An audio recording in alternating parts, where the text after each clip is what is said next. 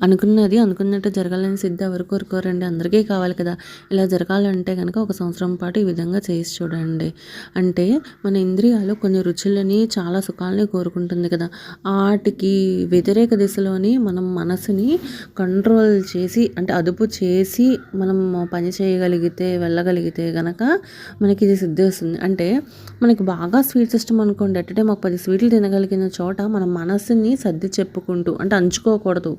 సర్ది చెప్పుకుంటూ అంటే నేను ఇన్ని స్వీట్లు తినడం వల్ల నా ఆరోగ్యం పాడవుతుందని మనసుకి సమాధానపరుచుకుంటూ 10 తినే చోట్ల ఒక చిన్న ముక్కను ఒకదాంతో సరిపెట్టుకోవాలి. అంతేకాకుండా బాగా లగ్జరీకి, సుఖాలకి, మంచి మంచి రుచులకి అలవాటు పడిపోయిన మన బాడీని కూడా కొంచెం మార్చుకొని మనము పట్టుపరుపుల మీద పడుకునే వాళ్ళం కూడా కింద కూడా కొన్నిసార్లు పడుకోవాలి.